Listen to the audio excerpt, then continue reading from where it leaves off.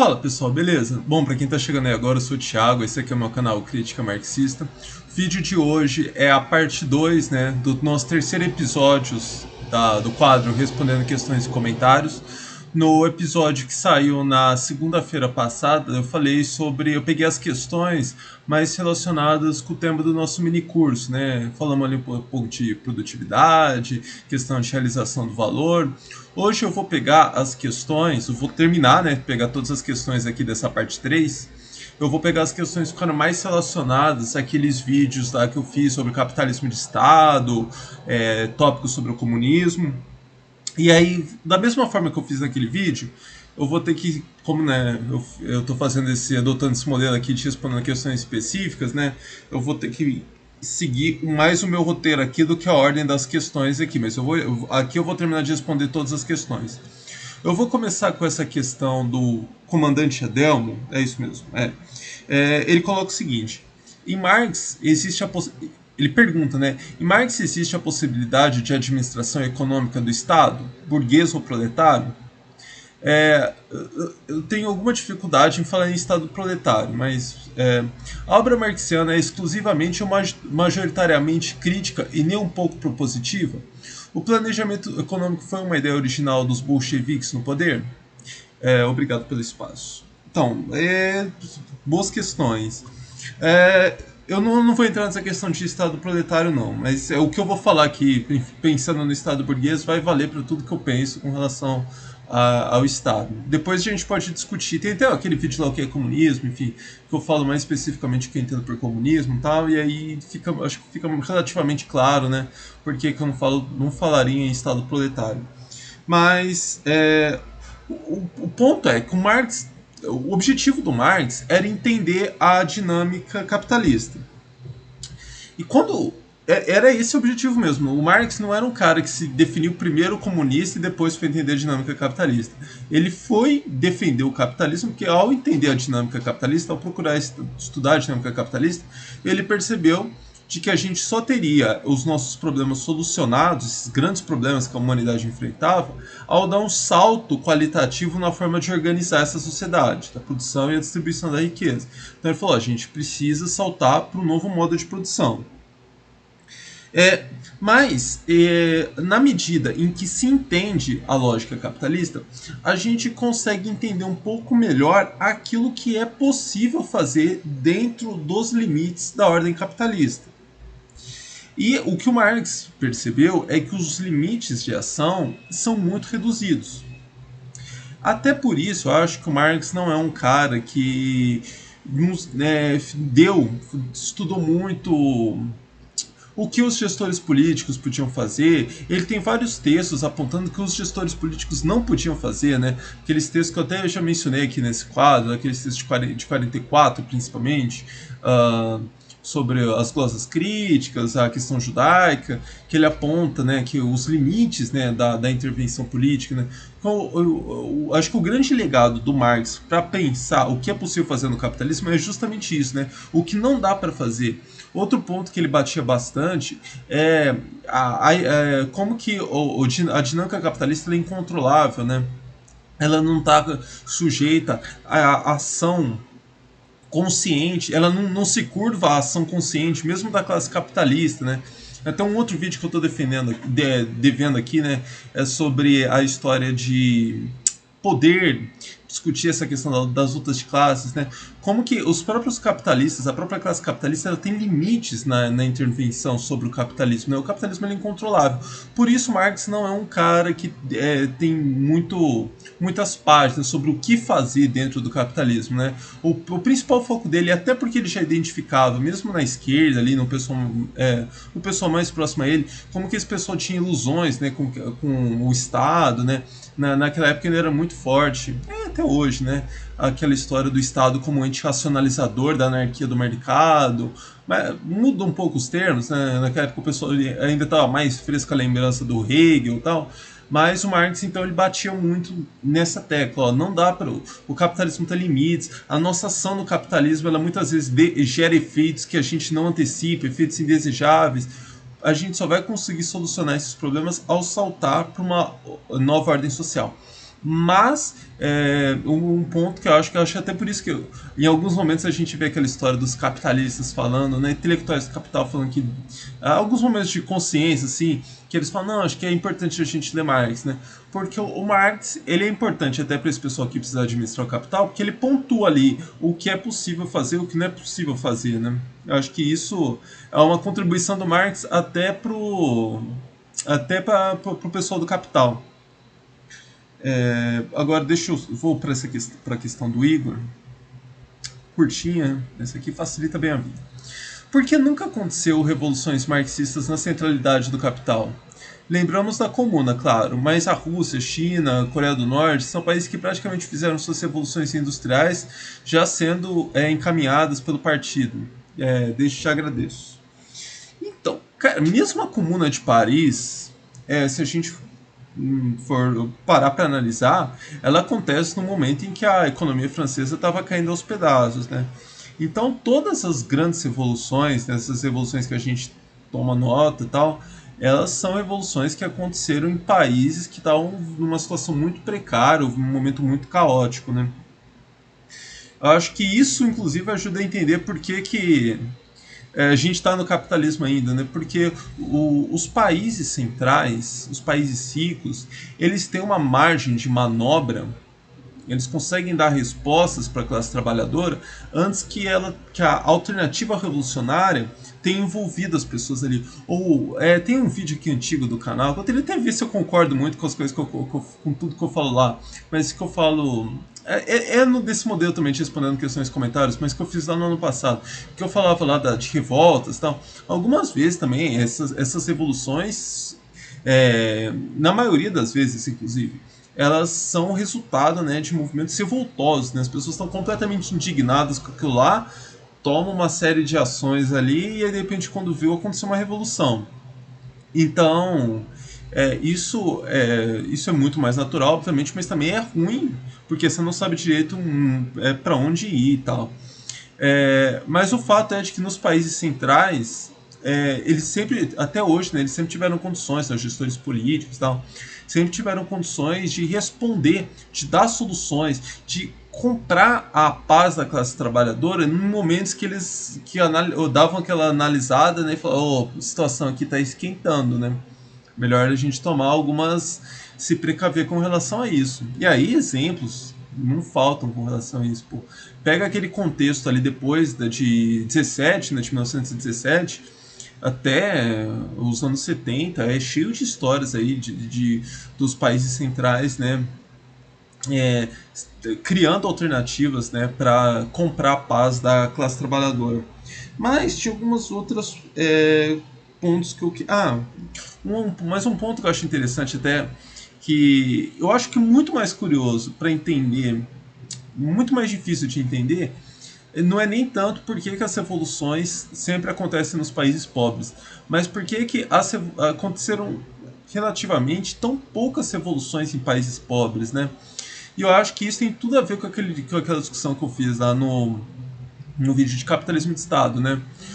Todas as dificuldades que os países do chamado socialismo real tiveram, né, aliados, né, com a propaganda anticomunista, eu acho assim, é óbvio que os Estados Unidos gastaram bilhões, bilhões e bilhões com propaganda anticomunista, com mentiras. A gente vê isso até hoje. Comunista é xingamento, aí, tudo que há de ruim na face da terra é comunista. Isso aí é um legado de todas essas propagandas anticomunistas. Mas eu acho que assim, o nosso dever é reconhecer, por isso aqueles vídeos sobre capitalismo de Estado, que capitalismo de Estado, toda aquela situação que a União Soviética passou, Cuba vem passando, Coreia do Norte vem passando, é muito longe do ideal, não é esse tipo de sociedade que a gente sonha. E esse tipo a gente eventualmente tem que passar por essas situações, mas o nosso objetivo é um objetivo muito mais elevado, né, uma situação muito melhor que essa. Mas fica. Quando pega essas situações de mais miséria, né, fica muito mais fácil de fazer propaganda anticomunista, né? Eu acho que isso serve justamente esse tipo de propaganda, né? Vamos pegar um exemplo até mais prático aqui no Brasil, né? De como no Brasil aquela história de que pô, o Brasil vai virar Venezuela, né?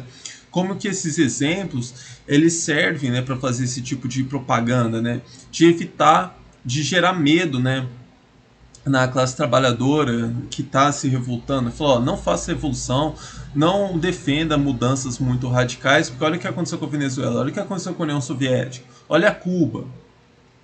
Então, mas só para encerrar aqui, né, até fazendo um link com o que eu falei no vídeo passado, que responde aqui nos comentários, né?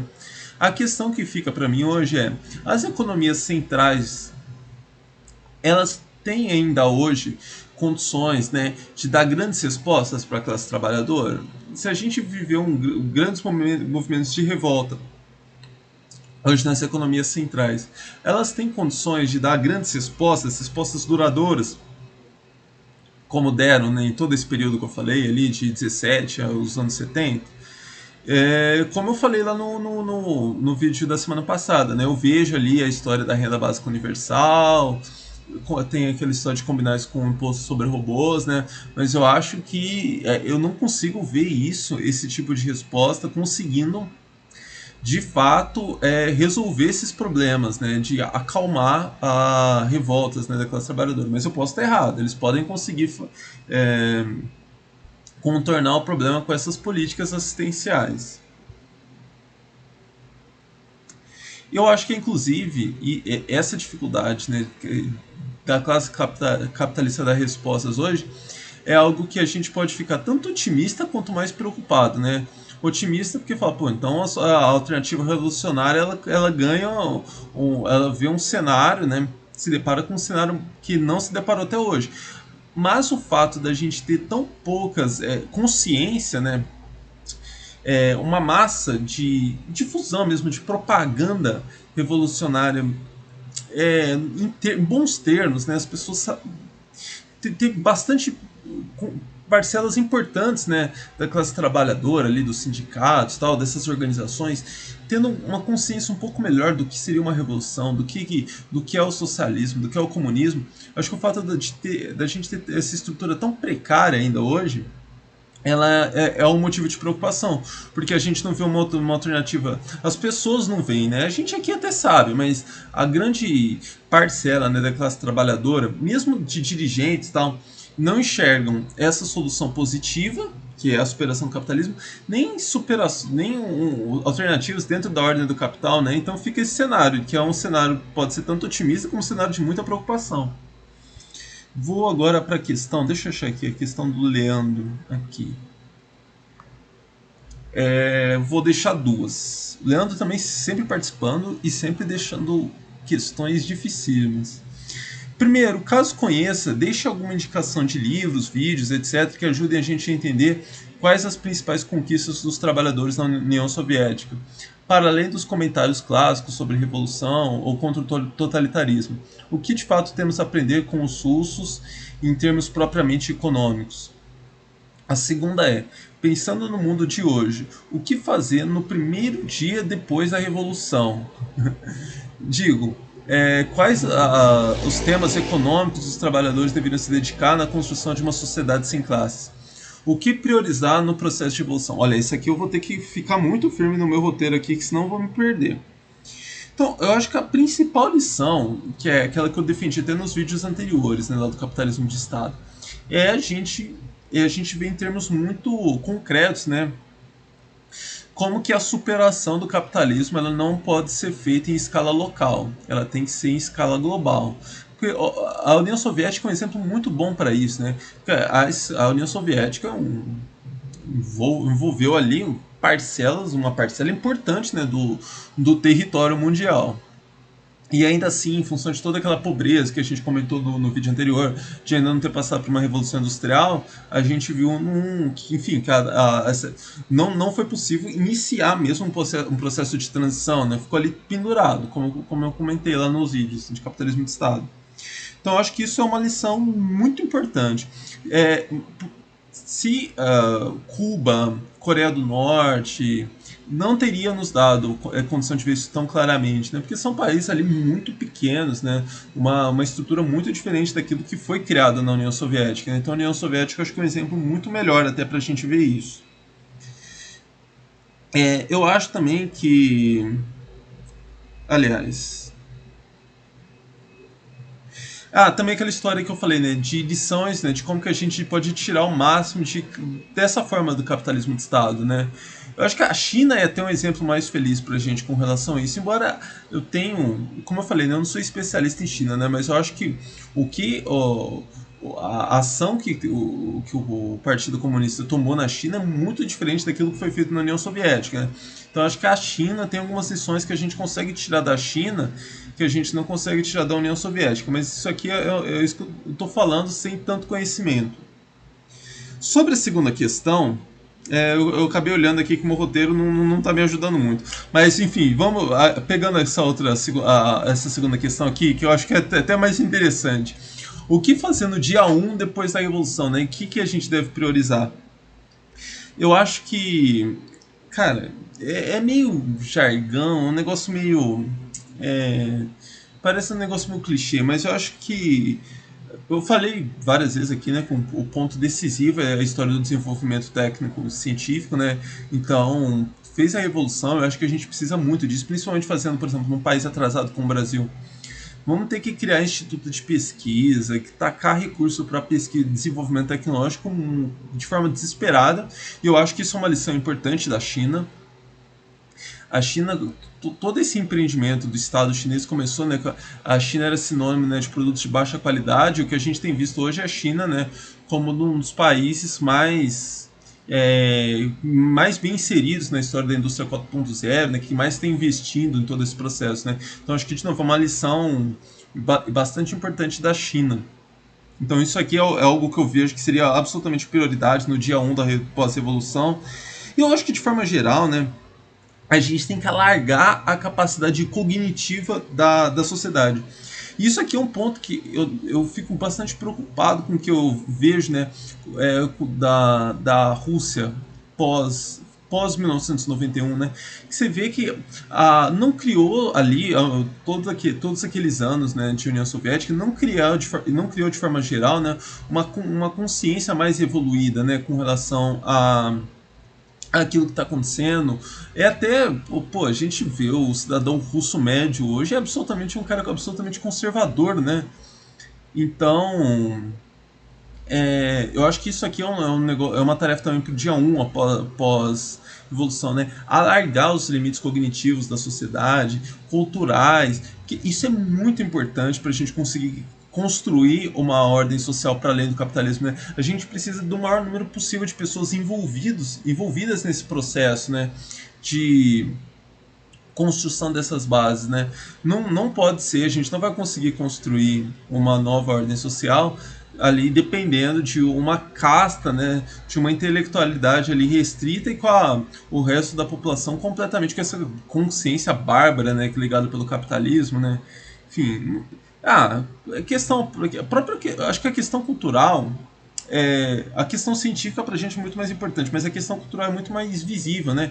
Olha o estado hoje, né, de os programas que a gente vê de cultura na TV, entretenimento, né? Então são formas muito regredidas. É muito difícil se a gente levar isso, né, para pensar as grandes questões, a política, a questão de desenvolvimento tecnológico, é muito difícil pensar em dar um salto qualitativo, né, com essa situação atrasada, né, com essas bases muito regredidas. Eu não sei se ficou muito claro aqui o que eu estou pensando. Aliano, qualquer coisa você taca aí de novo uma outra questão aqui, que como ficaram muitas questões aqui e eu na hora, quando eu faço meu roteiro, eu sempre acho que o roteiro tá bom. Depois, quando eu vou ler aqui. Mas como eu falei pra vocês, nessa semana eu precisei ficar produzindo outros vídeos, né? Eu tô acabando de ter contato com o meu roteiro de novo agora. E eu até tinha comentado, né, que eu ia gravar esses vídeos na semana passada. Então, esse roteiro aqui eu já tô com ele faz um tempinho.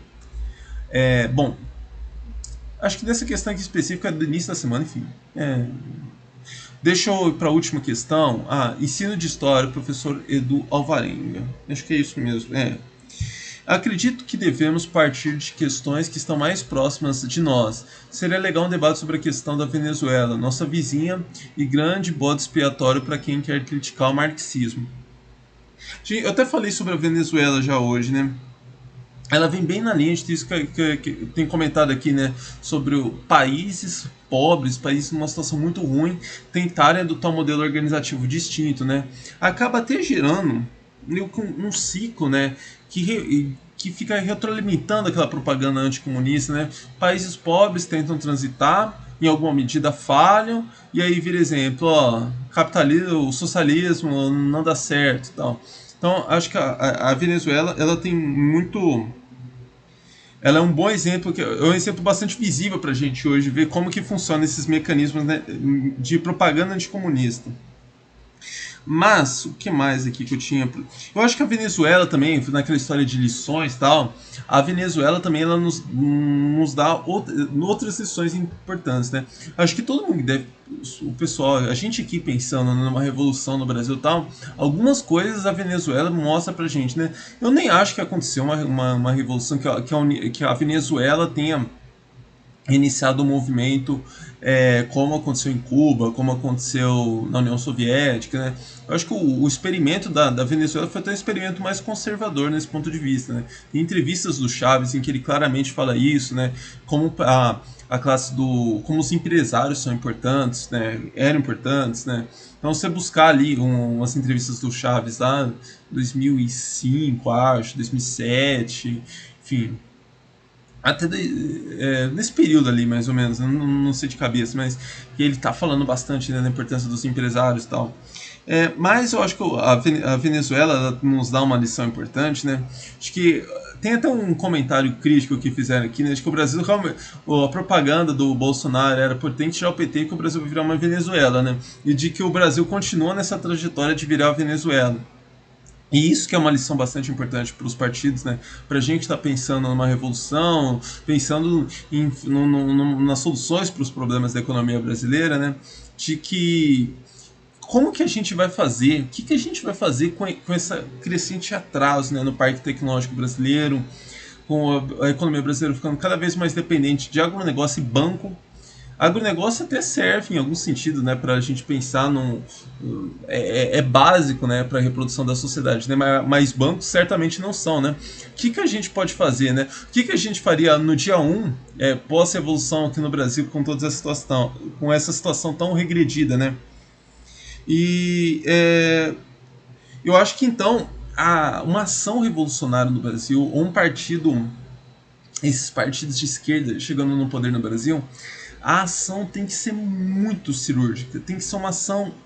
As nossas bases elas estão tão regredidas hoje, a nossa situação ela é tão ruim que a gente não pode, que a nossa margem de erro é cada vez mais reduzida, né? Então eu acho que o PT é um bom exemplo disso, né? Vou comentar bastante da administração petista no nosso próximo mini curso, né? Porque aparentemente, hoje eu estou gravando, né, ainda não encerrei a enquete, né? Mas a economia brasileira estava ganhando com alguma margem, né? Então, aí, quando vocês estão vendo esse vídeo, vocês já sabem qual que ganhou, né? Então, aqui pra mim tá parecendo que vai ganhar a economia brasileira. Mas enfim, quando eu discutir a economia brasileira, vai ficar claro, né, de que as gestões petistas elas têm muitos limites, mas ainda assim enfrentou os problemas, os grandes problemas, né, de uma forma mais racional que depois o Temer, que agora o Bolsonaro, né? E mesmo assim deu no que deu. Deu na crise lá de 2014 e tal. Então, a ação tem que ser muito cirúrgica. Os limites, e hoje, pegar uma nova gestão, hoje, pegar a economia brasileira é pegar uma economia em bases muito piores do que pegar a economia brasileira em 2003. Foi pegar a economia brasileira em 2003. Então isso aqui é uma grande lição para a gente. E a Venezuela mostra, né? Ela tem que ser um alarme, né? Porque um alarme, né? Para a gente pensar isso, a importância, né, da gente conhecer bem o que a gente está fazendo aqui, né? Porque pegou o Chaves pegou a economia venezuelana numa situação muito ruim e não conseguiu dar soluções para aqueles problemas lá e virou essa grande propaganda anticomunista, né? Então, eu acho até por isso, agora para encerrar mesmo, eu acho até por isso que é bastante importante o conteúdo que a gente discute aqui, né? Essa discussão mais econômica e tal, porque é urgente a gente pensar essas questões, é urgente a gente ter um conhecimento bastante aproximado daquilo que está acontecendo, daquilo que é possível, daquilo que não é possível. Porque a gente tem visto, né?